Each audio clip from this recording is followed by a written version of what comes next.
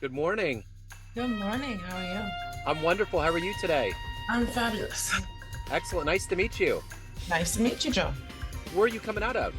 Calgary, Alberta. So Oh, west wonderful. west side, west of Canada. I love the way the Canadians roll. I just do. They're Really? What part of it? What I part do love you? socialized healthcare. I love the fact that artists get grants all the time to make albums. I have a jazz radio show. So Yes. I think that the government like puts their money where their mouth is. When you take care of your people with the arts and medicine, it's a big deal. It is a big deal. And I'm thank you for saying that because sometimes people who are here don't appreciate what they have Yeah. because I've lived in the US, I've lived in other countries, and yes, there's weaknesses, definitely, Yeah. but it's a whole lot better than what's down south, you know? Yes, it certainly is. Yeah, and that's the thing. I think it's not that it's a utopia, nothing is, but I think the idea is that when you do say, we value the fact that everybody should be able to have equal health care and that we're Yes. going to take care of artists because arts are very important. It's just good. And I remember about a year ago when there was a mass shooting in America, the Canadians, Trudeau was the one that passed legislation to restrict guns that we should have restricted decades ago. Yes, that's very true. And every time I hear about a mass shooting in the US, my heart sinks. I'm like, when are we gonna stop putting dollars before people's lives? Oh, that's the question for humanity. It's just it gets to the point where it's exhausting when you get old enough in your life and you've seen decades and decades of it and it never stops. It's like you would think that, which is going to be my first question to you about COVID, you would have thought after that time period we would have had some level of intuition as humans to say, all right, let's put our money where our mouth is. Let's value each other as humans and get over all of this petty capitalism, but it just won't stop.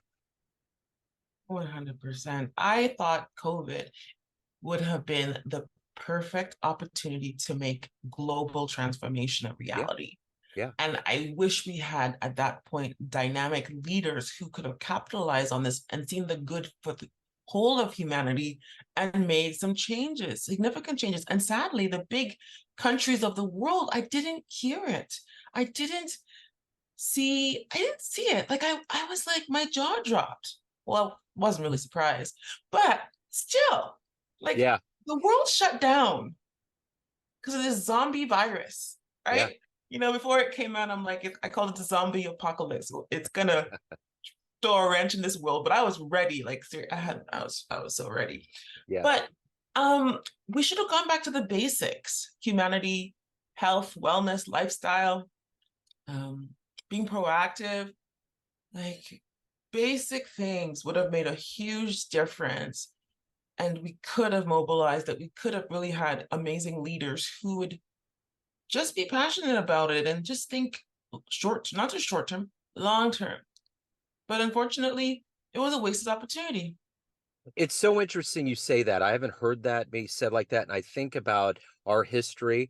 If Obama would have been in office, the way he governed so effectively, his intellect and the way that he did things, he would have mobilized. I mean, look now, Yes, even when he's out of office, the MLK Day is a day of volunteering around the country, yes, and it's yes. marshaled by him and Michelle. So if those things are happening when he's not in office and it's not like a pandemic, imagine. Yeah, that's very, very good point. Yes, I'm glad we share it. We're on the same side of the fence here because I didn't Yes. know. I remember in 2008 when he was elected, I was living in Georgia and I watched like pins and needles, like, oh my goodness. And then seeing him win and waking up the next morning, first words out of my mouth was, yes, I can. Uh-huh. Like, I literally leaped out of my bed. And you're right, he was visionary and he still is. Yeah. You're right. We had a leader in power during the pandemic who grossly dropped the ball. Yeah. If we could have had him in for a term or two, we could have eliminated this lunatic running the show for 4 years. Yeah, too bad you don't have the system like we have in Canada where you can be prime minister or president for infinite years. There's no like two term here. But the problem with that is If that he gets on crazy. yeah, if we would have had 45 in there, we would have been in a level of pain that is Well, unimaginable. you do see he's trying to come back, right? Oh, don't even. Like, that's going to be the test of humanity right now. If we can, Oh, yes, I am praying to God that people will smart. Like, how obvious can it be? Are you trying to decimate the world? Are you trying to, like, do you want mass extinction? And it will be selective mass extinction. yeah, Do you want that? yeah. No, we got to rid the scourge for good. We got to get it out because Oh, it's, I don't sugarcoat nothing. Those who know me, they know I don't. I'm not Willy Wonka. Like, I don't sugarcoat yeah, crap. which we, So, yeah. so we'll be hopeful here. But before we get in, we kind of touched on COVID. How did you survive it, and how has it changed you now that we've come out of it? Great question, Joe. So I often say in 2020, I found my perfect vision. Now I wear glasses or contacts, and I still do. Okay. However, it opened my eyes.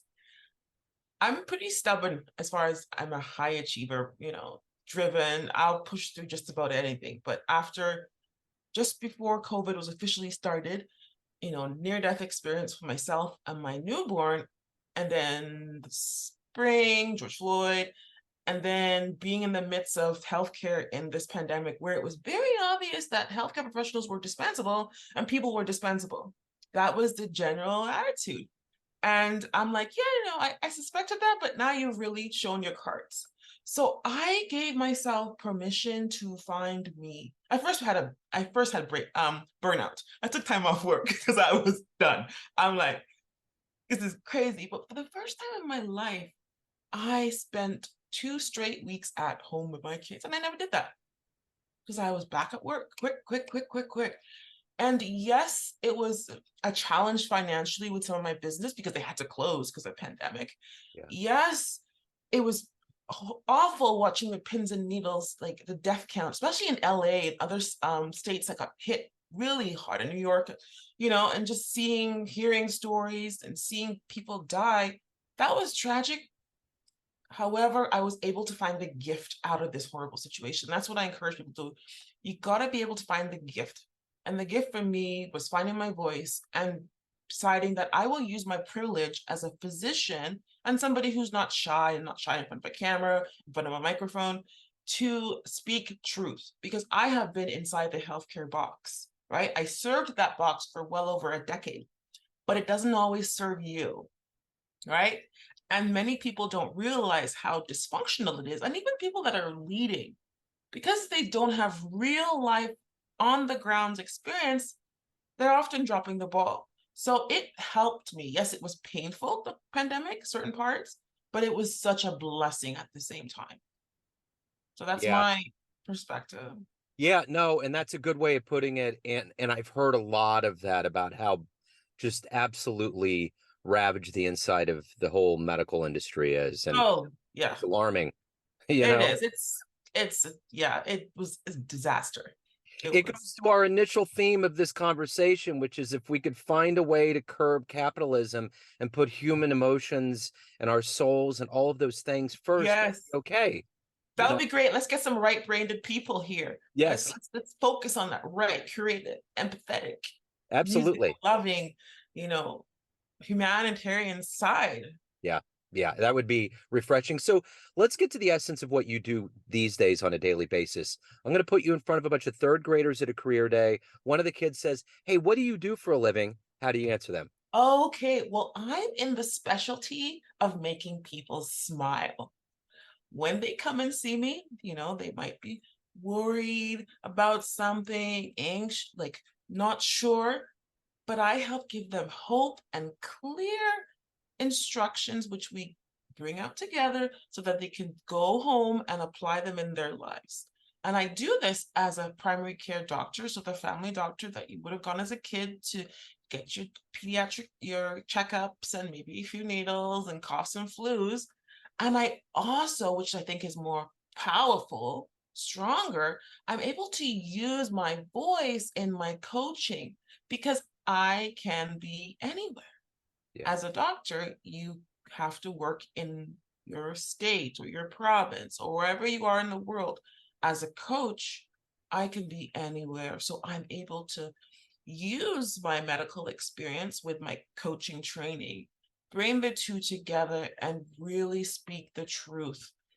And I'm not going to hide or um, pretend that bad things happen and good things happen, but I'm here to help you. So that's what I would say if I was talking to a 3-year old, Yeah. a third grader. I make people smile. Like, and even in my practice, they come in whichever emotion and they leave happy. They leave with hope. And I hear that countless time. And that honestly makes me happy. Yeah. So what did you want to be in the third grade? What was your dream to grow up and become? You know what? I was brainwashed at an early age to become a doctor. Okay. So that's the honest truth because my dad is a doctor and I was like, fine, I want to be a doctor. But then I actually wanted to be a doctor as I Yeah. grew up and I chose my own field of family practice. I wanted to do that, not be a surgeon, not be a quote unquote specialist. I wanted family practice because I knew I had to have a deep, a broad knowledge base, and I chose to have a deep knowledge base. People talk about jack of all trades and master of none. I say I'm a jack of all trades and a master of some. Okay. Yeah. And mental health and wellness is one of those areas where I shine. And our world needs mental health awareness, mental fitness. I like to use that term, right? Yeah. Not just physical fitness that we're lacking, mental fitness as well. Yeah.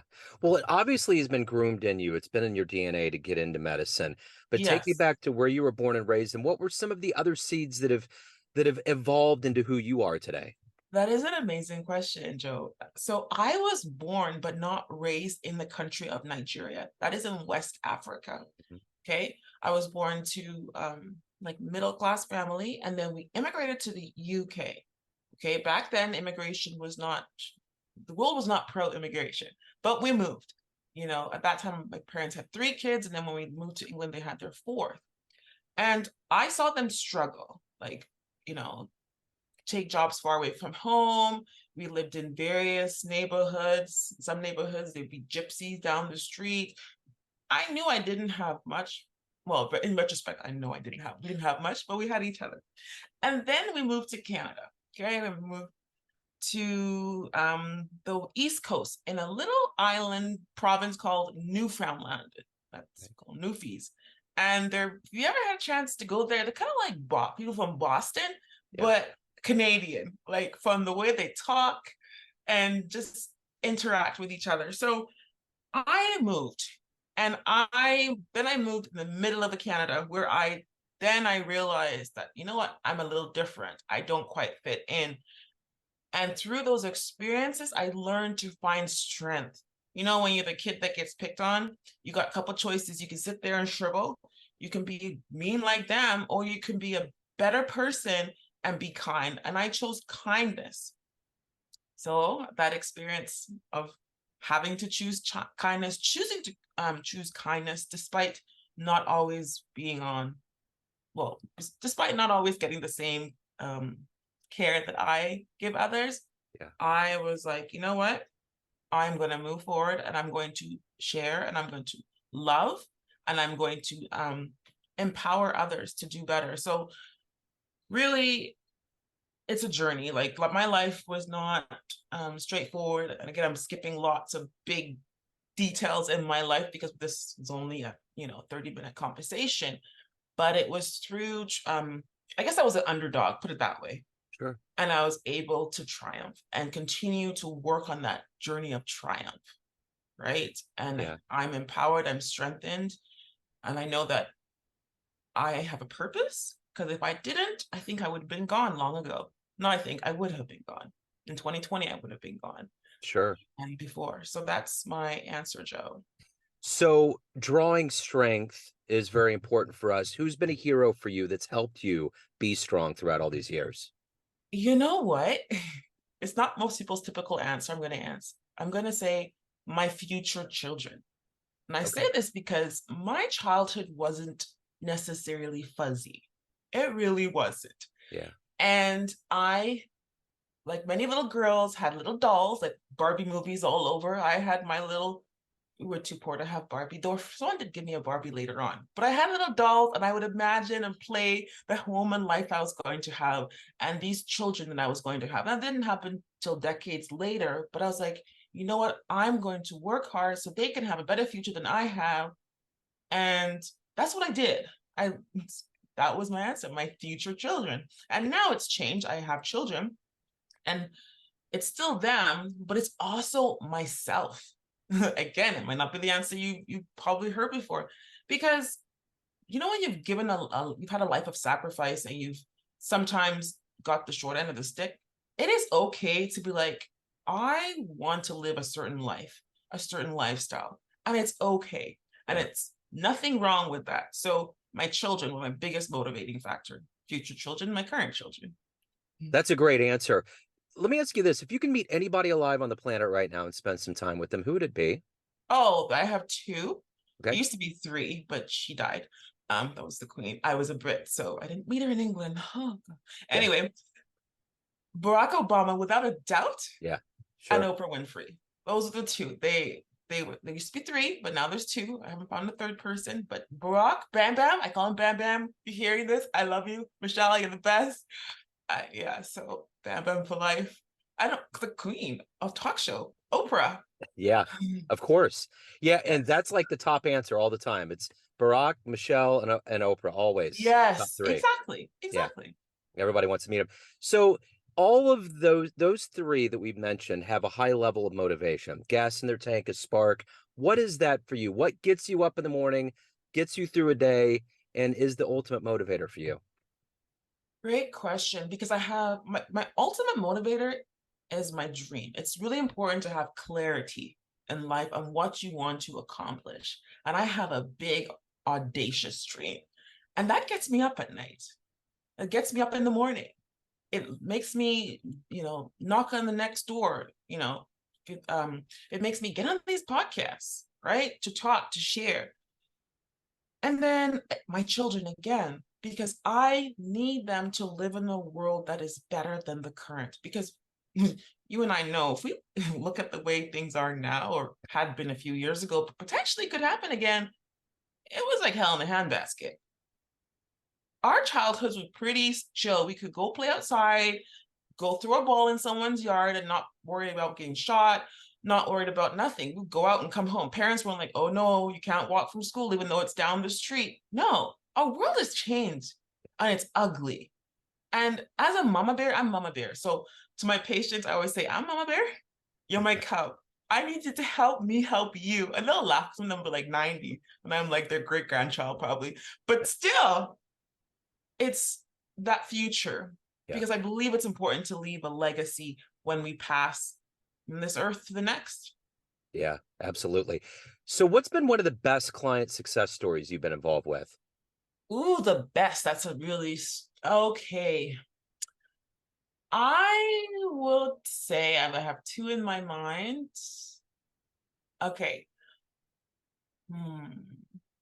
One of my best client success stories was an individual who, like many other clients, was exhausted, frustrated, um, burnt out at work. But when we did the work, and it's been over 2 years now, and we dug deep, we found out that yes, she had stressors at work, but there were truly underlying causes and things that were coming up from her childhood, right? And we were able to work through those painful issues and be able to help her stand back and look at herself as the little girl she was and ask herself, what would she tell that little girl? And just seeing her grow and find courage and seeing her relationships improve with her spouse, with family, that honestly is the best. When I see that ripple effect,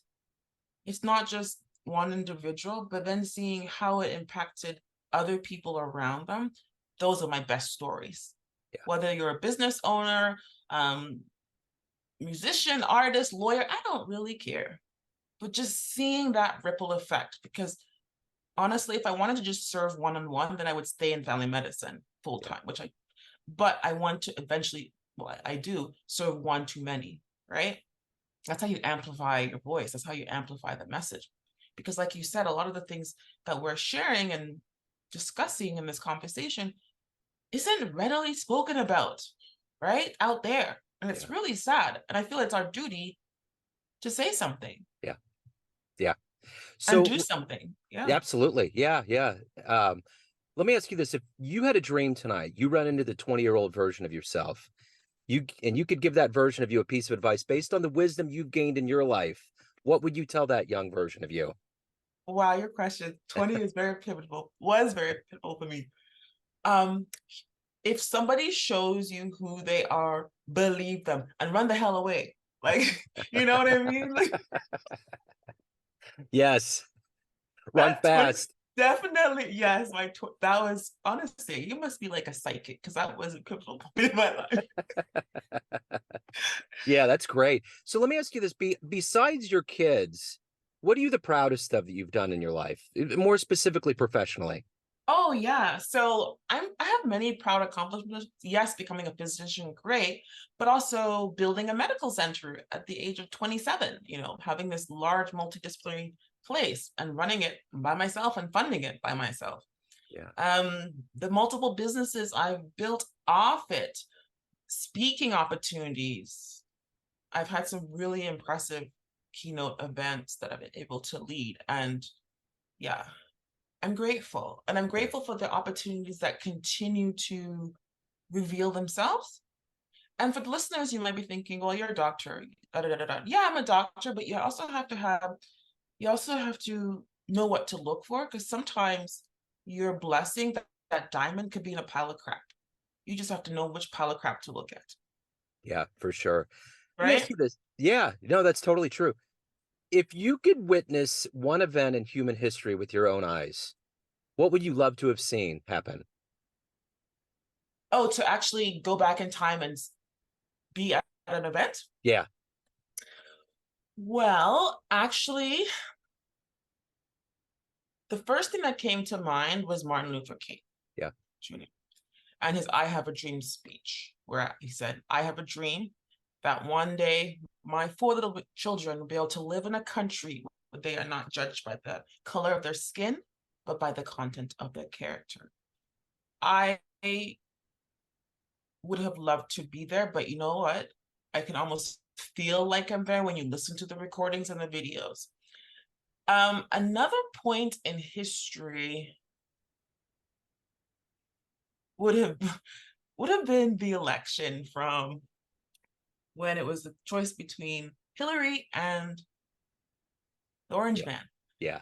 Um, that would be another point in history if I could go back, if there was something that could change. But you know what?